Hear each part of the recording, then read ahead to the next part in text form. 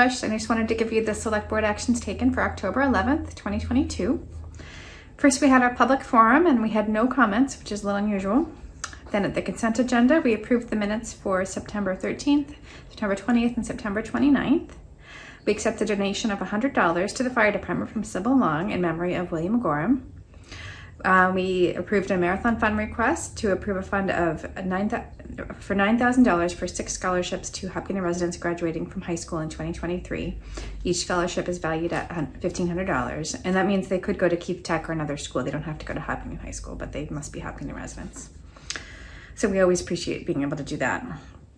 Next, we approved the Boston Marathon Invitational Entry Policy, and then new this year, we're going to require organizations to be a 501c3. We have not made that a requirement before, and although it's been a requirement before, we have not always enforced it, but we did decide to do a random distribution this year. So basically, if more people apply than there are numbers, they will be drawn out of a hat, basically.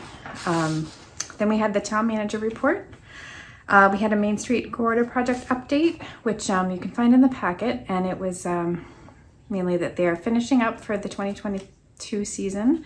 They hope to get all the sidewalks in place before winter, at least on the side of town from the Main Street Route 85 intersection to Wood Street. And then they're going to begin after the marathon doing the work from Main Street to the Common.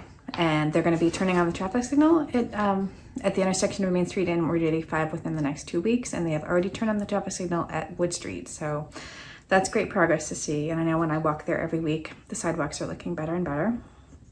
But they're still not very accessible. So I'm hoping we can get that done before the winter. Let's see. PFAS update, I think is the same as the last time. We're still working hard to get the new filtration system installed by spring 2023, and we wish we could do it faster, but there are supply chain issues. MWRA connection update, the town manager is still working on that. We'll have to go through Southborough, and it requires negotiations with Southborough and then applications to the MWRA, and then town meeting votes because it's very expensive, but it is a good source of clean water.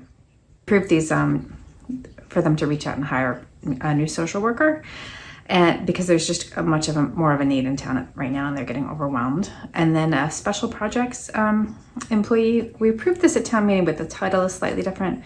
This person it'll be in the town manager's office, and they will specialize in economic development, equity, and sustainability. So those are things that have been goals of the town, and we really look forward to getting a person in that position.